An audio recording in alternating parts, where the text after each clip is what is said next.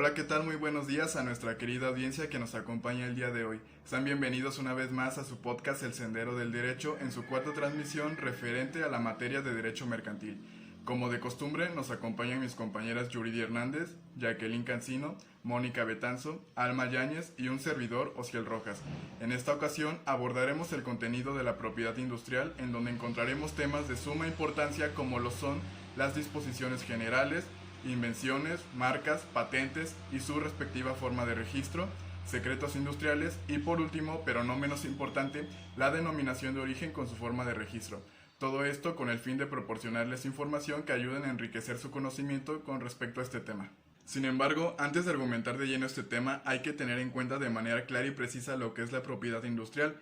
Entonces, cabe destacar que la propiedad industrial se le conoce así al conjunto de derechos que puede poseer ya sea una persona física o una persona moral, tal y como lo dicta el artículo 11 de la Ley de la Propiedad Industrial. Y esto con el fin de proteger ya sea una invención, que es un objeto, una técnica o un proceso que posee características novedosas y transformadoras, o bien un diseño industrial o una marca distintiva que podría ser un nombre comercial o una marca, que es el tema que abordaremos más adelante. Ahora bien que tenemos un panorama un poco más abierto de lo que es la propiedad industrial, Alma, ¿te gustaría aportar algo a este tema de gran importancia? Es muy importante saber que esta propiedad industrial otorga dos tipos de derecho. El primero es el derecho a utilizar la invención, diseño o signo distintivo, y el segundo es el derecho a prohibir que un tercero lo haga o imite. Podríamos decir que esta es la parte más importante, ya que permite al titular del derecho el solicitar el pago de una licencia, también conocida como regalía. Sin embargo, cabe mencionar que esta posee límites temporales, pues casi todos los derechos de propiedad industrial tienen una duración máxima. Muy bien. Mónica, ¿algo más que quisieras aportar? Claro, de igual manera es importante destacar que la Ley de la Propiedad Industrial en su artículo primero nos dice lo siguiente, que las disposiciones de esta ley son de orden público y observancia general en toda la República, por lo que su aplicación administrativa corresponde al Ejecutivo Federal por conducto del Instituto Mexicano de la Propiedad Industrial. Así es. Además, esta ley menciona en su artículo segundo que tiene por objeto principal el establecer las bases para las actividades de la industria y del comercio del país. Asimismo, fomentar y promover la actividad inventiva respecto a la propiedad industrial, impulsar el mejoramiento en la calidad de bienes y de servicios de la industria y del comercio, favorecer la creatividad para el diseño, proteger la propiedad industrial mediante la regulación de patentes de invención y, por supuesto, prevenir actos que atenten en contra de la propiedad industrial. ¿No lo crees así, Jacqueline? Efectivamente, dentro de los países emergentes y en desarrollo han reconocido que después de grandes lecciones en décadas pasadas, la innovación ha jugado un papel esencial y principal en el desarrollo de las economías sólidas y sostenibles. Porque pues a pasar de ideas a innovaciones, a tecnologías innovadoras, debe revolucionar el mercado y se debe lograr posicionar en un nivel muy alto para que el mercado debe estimular desde el inicio de las tecnologías un aprendizaje del empresario con el fin de obtener un modelo o cosas que se den de hoy en día. Cientos de empresas nacen en un mercado muy competitivo y pues para tener éxito deben ser vigentes y deben ser diferentes a los demás. Por supuesto, y claro que esto le trae muchos beneficios al empresario, que hay que cuidar de posibles amenazas que se pueden presentar en el mismo medio en el que se desarrollan. ¿No lo crees así, Yuridia? ¿Qué opinas al respecto? Claro que sí, hay que cuidarlas de posibles amenazas como aquellas empresas que sobreviven de copiar o apoderarse de dichas innovaciones. Es por ello que los derechos de propiedad industrial son tan importantes para la construcción de esas capacidades de innovación y diferenciación y la propiedad industrial crea derechos exclusivos para sus titulares y esto puede llegar a recompensas monetarias sustanciales si la creación se posiciona con éxito en el mercado. Así es. De igual manera, sabemos que la propiedad industrial es fundamental para el desarrollo económico, social e incluso hasta cultural de un país. Sin embargo, parece que en México el escenario no es muy positivo que digamos. ¿No lo crees así, Yuridia? ¿Cuál es tu punto de vista al respecto? Es decir, ¿Cuál es el diagnóstico que podríamos realizar en esta materia? Bien, pues puedo decir que es algo realmente preocupante porque vemos que otros países como China, Estados Unidos, Japón tienen una presentación de patentes y desarrollo en tecnología con unos 200,000 al año y en México apenas si llegamos a las 1,000. Esto por lo tanto nos indica que no tenemos mucha gente estudiando y desarrollando tecnología y ciencia, que hay un escaso apoyo por parte del gobierno y por ende nos estamos rezagando cada vez más, pues nuestras exportaciones se limitan solo a productos muy básicos y lo que genera conocimientos e ingresos son todas aquellas tecnologías y emprendimientos que nosotros no estamos desarrollando. Eso es bastante cierto, pues en vez de exportar, tristemente nuestro país lo único que hace es importar todas aquellas innovaciones del extranjero. No obstante, me gustaría saber cuál consideran que es el principal reto al que se enfrenta México respecto a lo ya mencionado. Es decir, ¿esto se deriva por falta de talento mexicano o se debe a la falta de políticas que impulsen el desarrollo de nuestros inventores en México? Jacqueline, ¿qué opinas de esto? Bueno, yo considero que es más falta de apoyo en México, ya que aquí hay muchos inventores independientes que necesitan principalmente de esos recursos y pues con esos no pueden prosperar, ya que el trámite de una solicitud de una patente es muy importante y pues es acompañada de asesorías, abogados, pero en especialistas en trámites y patentes, y pues principalmente eso cuesta una gran cantidad de dinero y podemos asegurar que hay personas que están desarrollando cosas pero que al final no no tienen esa protección y pues no maduran por así decirlo en la protección de una patente por falta de apoyo del gobierno. Este es un muy buen punto de vista, aunque por otro lado también sería viable una política de Estado de la Secretaría de Economía que apoye el desarrollo de algunas instituciones superiores para que también desarrollen ciencia, tecnología y emprendimientos y que todas estas innovaciones que se creen en México, pues que se queden en México y se desarrollen en México, así que empresas mexicanas sean las que puedan exportarlas al extranjero. Excelente. Derivado de esto, Mónica, me gustaría preguntarte si consideras que los jóvenes que están estudiando en las universidades deberían estar más informados y deberían ser más incentivados sobre este tema. Sí, yo considero que si las propias universidades, a lo mejor a través de un programa de apoyo a las instituciones de educación superior, tuvieran este auxilio del gobierno, se les ayudaría a los estudiantes que tuvieran estas inquietudes y aptitudes, pues ya que se les promovería y ayudaría a impulsar para seguir desarrollando e investigando y que al final del día que las propias universidades compartan los beneficios obtenidos, porque tampoco sería justo que el propio inventor se quede con su innovación o que se vaya y se la venda a quien más le convenga esto, ¿no? Bien, de igual manera considero que sería viable que el gobierno diera apoyo a empresas que se dediquen a la investigación y al desarrollo de nuevas tecnologías, ya que se puede dar el caso que muchas veces sale un estudiante muy bien preparado de la universidad, sin embargo, al estar en el área laboral, no encuentra esas empresas en donde pueda desenvolverse de la manera más adecuada y explotar al máximo su potencial. Entonces es cuando llega una empresa del extranjero, lo contrata y el joven comienza a producir, a innovar, pero ya no para su país, sino para el que se lo llevó. Ahora bien que ya dieron cada una de ustedes sus puntos de vista, podemos dar pauta para comenzar a hablar sobre otro tema de gran importancia, como lo es las invenciones, marcas, patentes y posteriormente diremos su manera de registrarlas.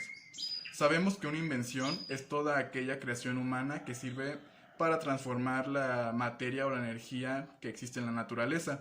Todo esto para satisfacer necesidades específicas y concretas del hombre. ¿Alguien gustaría comenzar hablando sobre este asunto? Sí o sí, el término invención en algunos países se define como toda nueva solución a un problema técnico. Puede tratarse de un problema que lleva planteándose bastantes años o de un nuevo problema, pero la solución para poder ser considerada una invención debe ser nueva y su creación debe ser fruto de una proporción adecuada de ingenio, creatividad e inventividad humana. Sin embargo, por otra parte, las patentes, también conocidas con el nombre de patentes de invención, son el medio más generalizado que existen para proteger invenciones técnicas. El sistema de patentes está concebido para contribuir la innovación y la transferencia y difusión de la tecnología. Así es, aunque con una definición más completa, las patentes son títulos de propiedad otorgados por el gobierno de un país que otorgan a su titular el derecho a impedir por un tiempo determinado que terceros fabriquen, vendan o utilicen el comercio de la invención protegida. Existen dos tipos de patentes, las de invención y las de modelo de utilidad. Las patentes de invención en el artículo 15 nos dice: se considera invención toda creación humana que permita transformar la materia o la energía que existe en la naturaleza para su aprovechamiento por el hombre y satisfacer sus necesidades concretas. Mencionar que el término de protección de la patente son en la invención en México, es desde 20 años, y pues a partir de la fecha de prestación de la patente, para mantener vigente la patente debe pagarse en anualidades. Otro dato importante hay que tener en cuenta es el artículo 19, que nos dice que no se consideran invenciones para los efectos de esta ley. Fracción primera, los principios teóricos o científicos. Fracción segunda, los descubrimientos que consisten en dar a conocer o revelar algo que ya existía en la naturaleza, aun cuando anteriormente fuese conocido para el hombre. Fracción tercera, los esquemas, planes, reglas y métodos para realizar actos mentales, juegos o negocios y los métodos matemáticos. Fracción cuarta, los programas de computación. Fracción quinta, las formas de presentación de información. Fracción sexta, las creaciones estéticas y las obras artísticas o literarias. Fracción séptima, los métodos de tratamiento quirúrgico, terapéutico o de diagnóstico aplicable al cuerpo humano y los relativos animales. ¿Algo más que puedas agregar al tema, Alma? Claro, pues a la persona a la que se le concede la patente se le conoce como el nombre titular de la patente o propiedad de la patente. Además, en la Ley de la Propiedad Industrial, artículo 10 bis, dice que el derecho a obtener una patente o un registro pertenecerá al inventor o diseñador, según el caso, según perjuicios de lo dispuesto en el artículo 14 de esta ley. Si la invención, modelo de utilidad o diseño industrial hubiese sido realizado por dos o más personas juntamente, el derecho a obtener la patente o el registro les pertenecerá a todos en común. Y en el artículo 11 nos dice: los titulares de patentes o de registros podrán ser personas físicas o morales. Esto ya no los había mencionado antes nuestro compañero Ciel, pero pues es importante recalcarlo. Y por su parte, en el artículo 13 nos dice: se presume inventor a la persona o personas físicas que se ostenten como tales en la solicitud de patente o de registro. El inventor o inventores tienen derecho a ser mencionados en el título correspondiente o a oponerse a esta mención. Para obtener una patente de invención es necesario llenar una solicitud en el cual se debe tramitar ante una oficina nacional o regional de patentes pertinente.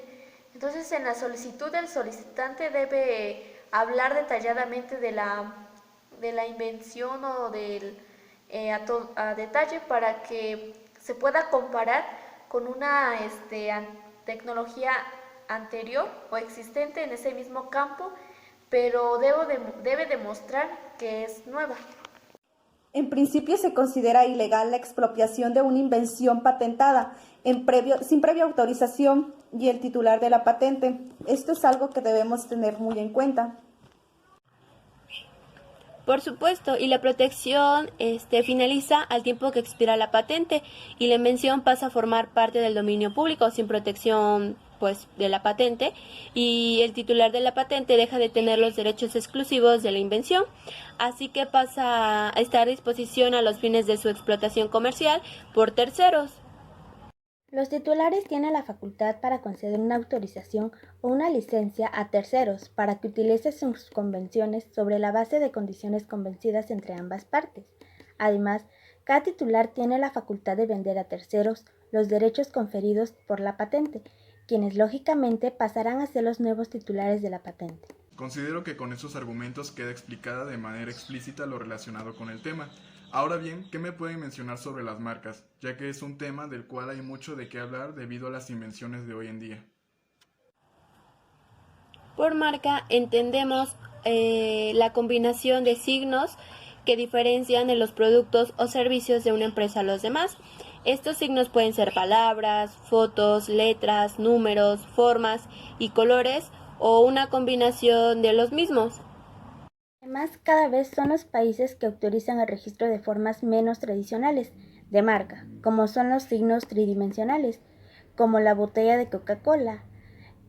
También los signos sonoros, sonidos como el ruido del león que sale al principio de las películas, o los signos olfativos, como el olor de un tipo particular de un aceite de motor o un hilo de bordar. En un gran número de países se ha establecido un límite en cuanto a lo que se puede considerar una marca, pues a saber por lo general es un signo perceptible visualmente en el cual pueden ser representados por medios gráficos. Las marcas se utilizan para productos o en relación con la comercialización de productos o servicios. No solo se aplican los productos propiamente dichos, sino también al embalaje en el que se comercializan.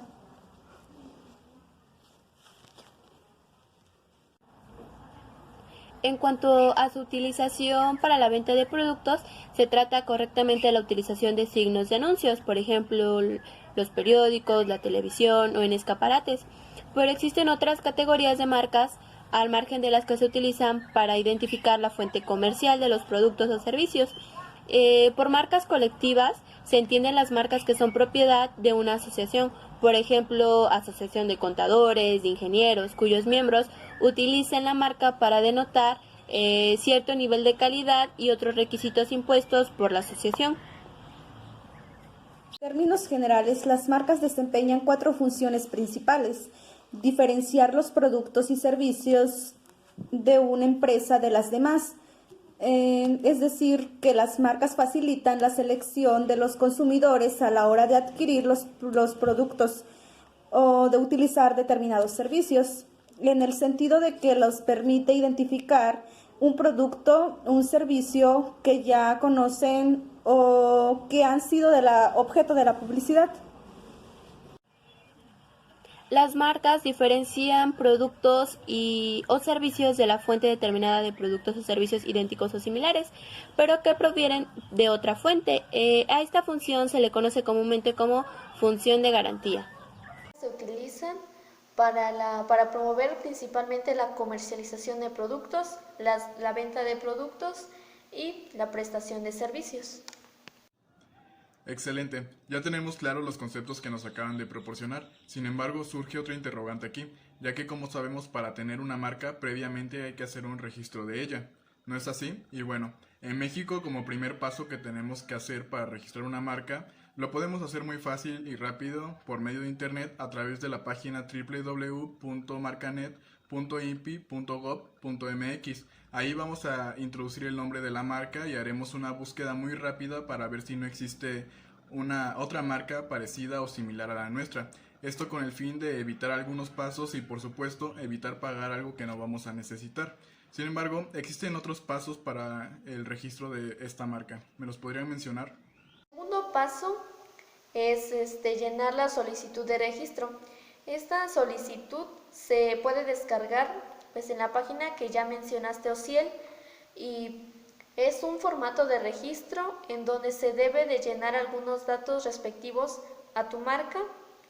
Un dato muy interesante en este paso es que el nombre es a quien se queda registrada la marca, y esa marca puede ser, o esa persona que puede hacerse cargo del nombre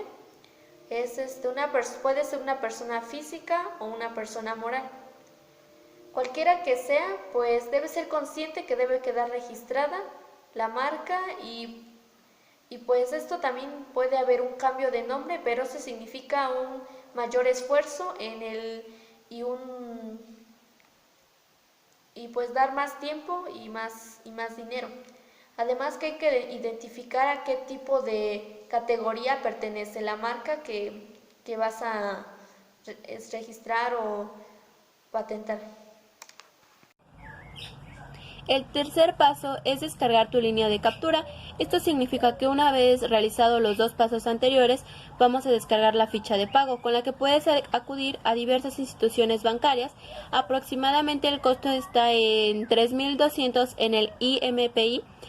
Descargas esta ficha, acudes a tu institución bancaria y realizas el depósito para poder continuar con el proceso. Cabe mencionar que si tu marca está en más de una categoría, tienes que realizar este proceso por cada categoría.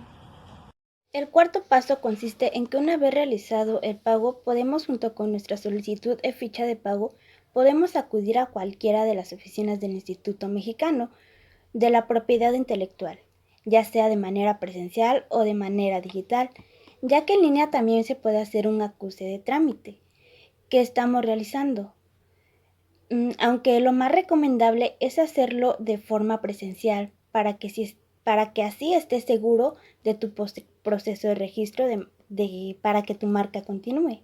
El quinto paso es el dictamen final. Este proceso dura alrededor de 3 o 6 meses y es un periodo de tiempo en el que el IMPI, Instituto Mexicano de la Propiedad Industrial, te va a estar notificando si existiera alguna modificación al registro de tu marca. Desafortunadamente no hay un parámetro del por qué están aceptando ciertas marcas.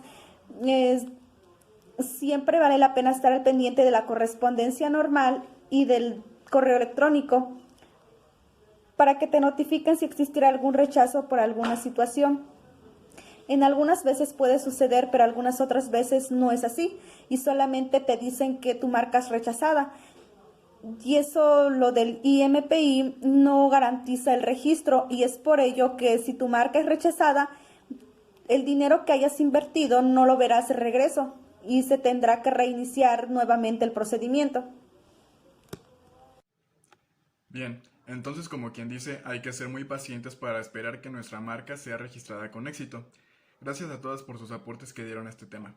Concluyendo, posteriormente tenemos el tema de los secretos industriales, que es uno de los temas o objetos poco estudiados dentro de la propiedad industrial, ya que esto se comprende junto con las marcas y las patentes. Sin embargo, los secretos industriales forman parte de los bienes intangibles de una empresa y son muy importantes, ya que estos nos permiten obtener ventajas competitivas y económicas frente a la competencia, es decir, frente a las demás empresas. Pero bien, Jacqueline, ¿podrías hablarme a más grandes rasgos sobre esto? Sí, gracias, Ociel. Pues primeramente, como lo dijiste, es un bien intangible, pero para la empresa es muy importante ya que esto da a conocer una parte de la empresa a la competencia, porque para reconocerla necesitan 4 características muy importantes. Estas son las que es de aplicación industrial o comercial y también y este punto se refiere a que son como puntos claves la distribución y los procesos de producción y los métodos o medios de comercialización. Bien, y ahora, con ayuda de la primera característica, posteriormente seguiremos con la segunda, que igualmente es muy importante. Yuridia, ¿nos harías el favor de explicarla? Sí, claro, Ciel. Bueno, la segunda característica consiste en que sea guardada por una persona física o moral con carácter confidencial, pues esto lo define como una parte interna de la empresa, ya que solo la posee la empresa y esta es de ella. Bien, pues con esto nos estamos dando cuenta de lo que posee principalmente esta parte de la propiedad industrial, ya que tienen uso comercial y además confidencial. Pero muy bien, sigamos por la siguiente característica. Mónica, ¿podrías explicárnoslas, por favor?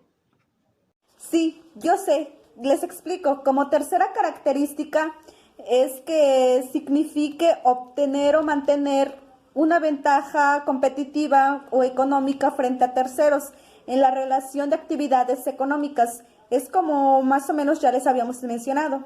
Y como cuarta característica la quisiera mencionar, y es cuando se hayan adoptado los medios o sistemas suficientes para preservar su confidencialidad y el acceso restringido a una información, pues definitivamente es administrar bien la información. Ahora bien, denotando las características esenciales de los secretos industriales, quiero pedirte de favor, Jacqueline, que nos expliques en qué momento no se considera un secreto industrial. No se considera como secreto industrial aquella información que sea de dominio público, es decir, que resulte evidente para un técnico en la materia con base a una información previamente disponible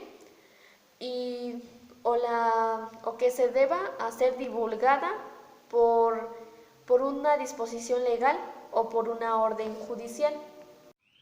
Pues en realidad eso identifica que ya no se debe divulgar mediante una orden. Pero ahora, Yuridia, ¿podrías hacerme el favor de explicarme cómo se puede conservar un secreto industrial? Bueno, lo que he leído es que hace constar en documentos, medios electrónicos o magnéticos, discos ópticos, microfilmes, películas u otros instrumentos similares. Por ello, la existencia de un secreto industrial puede ser acreditado mediante documentos. Efectivamente, es muy importante mantener a salvo estos secretos industriales mediante documentos y otros medios, pero aquí me surge otra duda. ¿Existen algunas instituciones que vigilen estos secretos industriales? Mónica, ¿puedes responderme esta pregunta?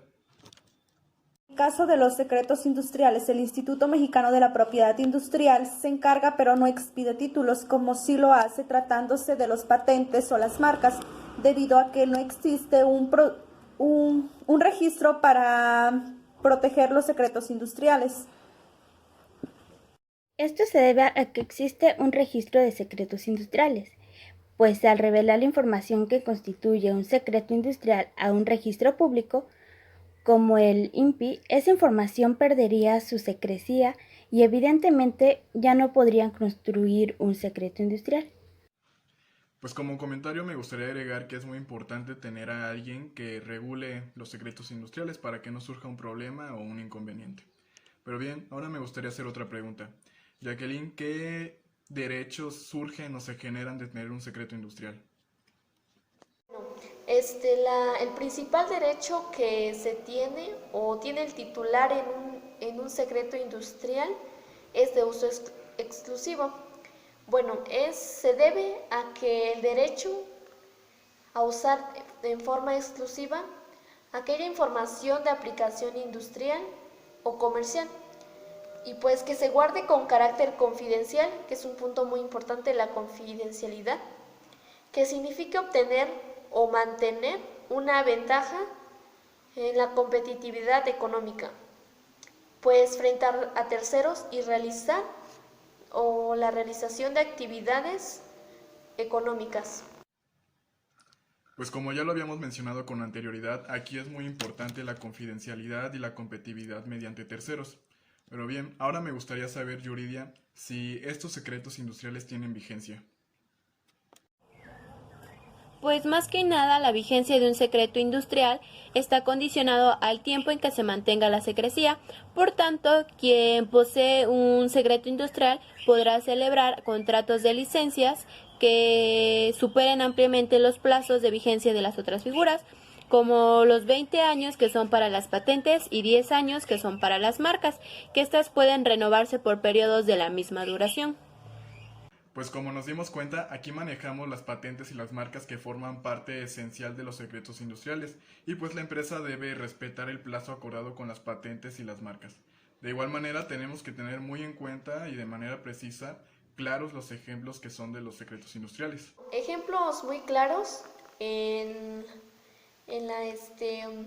corresponden a un secreto industrial pueden ser las listas de proveedores, clientes, o ya que esas personas deben ser necesitan nuestra entera confianza y por qué es la razón por la que nos compran, y asimismo la razón por qué compramos a los proveedores. Bueno, también algo muy importante que corresponden a los ejemplos claros son las estrategias de mercado, el lanzamiento de productos y los resultados de los estudios comerciales que se han realizado en el mercado. Y pues estos ejemplos son manifestados principalmente por gerentes de compras o personas que trabajan en esas áreas que buscan esa funcionalidad en el mercado, y pues para que mejoren las compras mediante las estrategias adecuadas y convenientes y, por así decirlo, que atraigan a más personas al mercado, al cliente, y por eso es confidencial y es información de la empresa que, por así decirlo, nadie puede revelar. Y pues en base a esto es cuidar la información de los estudios comerciales que se hagan por parte de la empresa, y otros ejemplos que me gustaría dar es que los estudios de mercado son las formas de cómo la organización puede estudiar al cliente, los sueldos, los procesos legales, las listas de precios, las bases de datos, etcétera. Y pues lo siguiente solo la empresa lo sabe y el que se encarga de la materia legal. En las listas de precio de los encargados, el marketing, y pues en las bases de datos, a veces los que manejan los encargados del centro de cómputo de la empresa. Bien, pues estos fueron los ejemplos y considero que fueron explicados de manera muy clara para poder entender lo que es un secreto industrial. Y bien, pues cada empresa es responsable de cuidar su secreto industrial y hay que ser muy cuidadoso en el manejo de estos, ya que podríamos decirlo de esta forma que el secreto industrial es el punto medular de la confidencialidad que tiene una empresa o una institución, y ello implica resolver al menos dos cuestiones: probar su existencia y conservar la confidencialidad misma. Deberá ser valorado principalmente y detenidamente tomando en cuenta la patente o la vigencia. La vigencia de la protección, toda vez que las patentes deben estar protegidas por 20 años, pero los secretos industriales pueden estarlo por muchísimos años. Basta con recordar un ejemplo muy claro sobre la empresa de refrescos que ha mantenido su patente y ha sido confidencial por más de 100 años y sigue generando las diferentes muchas ganancias por parte de la empresa y confidencialidad de la información. Posteriormente tenemos otro tema de suma importancia, como lo es la denominación de origen de la propiedad industrial. Como primer punto podemos decir que la denominación de origen de la propiedad industrial cumple con una vinculación en un lugar geográfico y la caracterización del producto. Esto, en otras palabras, quiero referirme a que el producto debe hacerse valer y debe acreditarse mediante factores como lo son tradiciones, costumbres y técnicas de elaboración, etc. Pero bien, dejemos que Mónica nos explique a más grandes rasgos esto. Claro, debemos tomar en cuenta el artículo 156 de la Ley de la Propiedad Industrial, que nos dice que se entienden por denominación de origen el nombre de una zona geográfica o que contenga dicho nombre u otra denominación conocida por hacer referencia a la citada zona que sirva para designar un punto como originario de la misma, cuando la calidad o de las características del producto se deban exclusiva o esencialmente al medio geográfico comprendidos los factores naturales y humanos y que haya dado al producto su reputación. De acuerdo con el artículo ya mencionado, podemos decir que una denominación origen existe desde el momento en que los productos son elaborados, ya sea por costumbre o por tradición. Algunos productos con características especiales o singulares son designados con el nombre del lugar donde se produce. Sin embargo, para que pueda ser considerada esa indicación de procedencia, una denominación de origen, y ser protegida como tal por medio de la declaratoria respectiva, debe cumplir con 3 indicaciones especiales. Jacqueline, ¿podrías mencionarme cuáles son esas condiciones que menciona Alma? Son estas. La primera es la denominación del origen. Debe estar constituida por el nombre de la empresa o lugar o región del país. El número 2, que ha dicho que son el nombre que se designa el producto originario de esa región principalmente. Y el 3, que el producto tenga las características y cualidades pertinentes y especiales respecto de productos de su misma clase o especie, y estas que deben de ser efectivamente del medio geográfico en el cual deberá incluirse los siguientes medios o factores naturales y humanos. Primero entendemos como los factores naturales son los siguientes, que son las características o la composición del suelo. La 2 es la temperatura, la 3 altitud sobre el nivel del mar, la humedad, el clima y los factores humanos importantes en En este punto son las tradiciones y costumbres, la especialización en un determinado arte u oficio, la utilización de procesos especiales, principalmente. Otra cosa que me gustaría agregar es el artículo 158, que dice: se entiende por zona geográfica aquella que consista en la totalidad del territorio o en una región, localidad o lugar de un país. Sin embargo, algo muy importante nos dice el artículo 163 de la Ley de la Propiedad Industrial, que dice: no podrá protegerse como denominación de origen o indicación geográfica lo siguiente. 1. El nombre que sea idéntico o semejante en grado de confusión o una denominación de origen o indicación geográfica protegida, o al señalado en una solicitud de declaración en trámite presentada con anterioridad, aplicados a los mismos o similares productos, salvo resolución emitida por el instituto que permita la coexistencia de dichos nombres. También, fracción segunda, el nombre técnico, genérico o de uso común de los productos que pretendan ampararse, así como aquella denominación que, en el lenguaje corriente o en las prácticas comerciales, se hayan convertido en un elemento usual o genérico de los mismos. Fracción tercera, la denominación que, considerando el conjunto de sus características, sean descriptivas de los productos que traten de protegerse. Quedan incluidas en el supuesto anterior las palabras descriptivas o indicativas que en el comercio sirvan para designar la especie, calidad, cantidad, composición, destino o valor. Fracción cuarta, la que sea idéntica o semejante en grado de confusión a una solicitud de registro de marca o aviso comercial en trámite presentada con anterioridad o una marca o aviso comercial registrado y vigente, aplicado en los mismos o similares productos o servicios. Fracción quinta, la que sea idéntica o semejante en grado de confusión a una solicitud de publicación en nombre comercial en trámite, presentada con anterioridad o un nombre comercial publicado y vigente, aplicando al mismo similar el giro comercial. Fracción sexta, la traducción o transliteración de una denominación de origen o indicación geográfica no protegible. Y fracción séptima, la que constituya o contenga la designación de una variedad vegetal protegida o de un animal. El procedimiento del registro es el siguiente.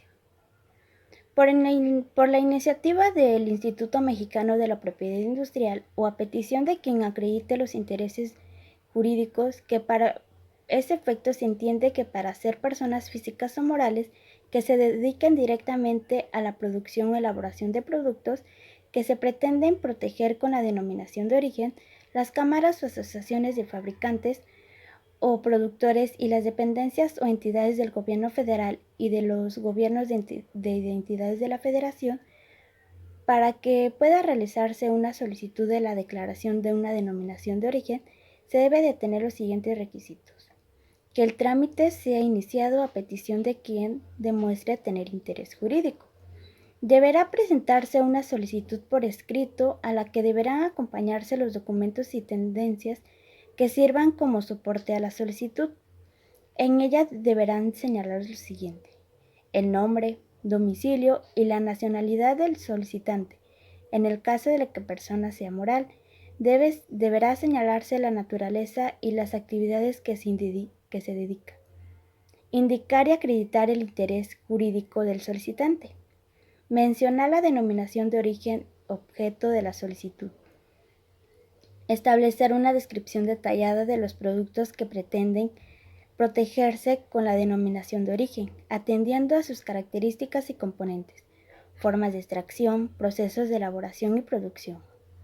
Asimismo, deberán señalarse las normas oficiales a las que se sujeta el producto, así como los modos de empaque, embalaje o envasado. Determinar el lugar o los lugares de extracción, producción y elaboración del producto delimitado del territorio de origen conforme a las características geográficas y atendiendo a las divisiones políticas. Mencionar y detallar los vínculos que existen entre la denominación de origen y el producto del territorio. En el punto número 3, podemos decir que es necesario que el solicitante deba mostrar ante el Instituto Mexicano de la propiedad industrial que se cumplan cada uno de los extremos determinados por el concepto que define la denominación de origen, a saber: a. El nombre de un lugar o de una región del país con el que se designa el producto. B.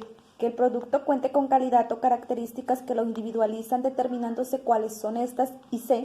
Que dichas características deban esencialmente al medio geográfico del lugar o región de origen del producto, estableciéndose que factores naturales y humanos influyan en la calidad o característica del producto. De esta manera se da inicio al procedimiento para declarar o para resolver sobre la protección o no de una denominación de origen. El punto número 4. Una vez que se reciba la solicitud en el Instituto Mexicano de la Propiedad Industrial, se efectuará un examen de la información sobre los documentos presentados o aportados a efecto de establecer el cumplimiento de la Ley de la Propiedad Industrial. En el caso de que los documentos no cumplan los requisitos legales o sean insuficientes para la comprensión y el análisis de los requisitos, la solicitud se procederá a requerir al solicitante que haga las declaraciones a su petición, concediéndole un plazo de 2 meses. En caso de que el solicitante no dé cumplimiento a lo requerido por el instituto en el tiempo y forma señalados, se tendrá por abandonada la solicitud requerida.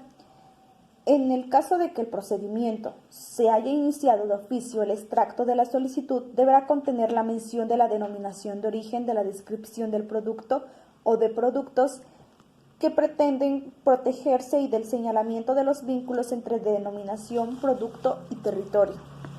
Punto número 5. El objeto de la publicación de un extracto de la solicitud para declarar la protección de una denominación de origen tiene la finalidad de que terceros que acrediten su interés jurídico puedan formular observaciones y, en su caso, aportar pruebas a efecto de la autoridad cuente con elementos de juicio adicionales para dictar la resolución que proceda.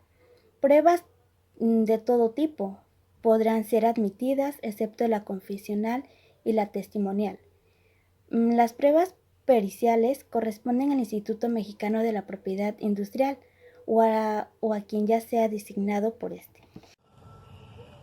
Asimismo, una vez que haya transcurrido el plazo para formular observaciones y aporte de pruebas, así como para que se hayan efectuado los estudios necesarios y desahogadas las pruebas respectivas, el Instituto dictará la resolución que corresponda, que podrá ser en el sentido de no declarar la protección de la designación propuesta.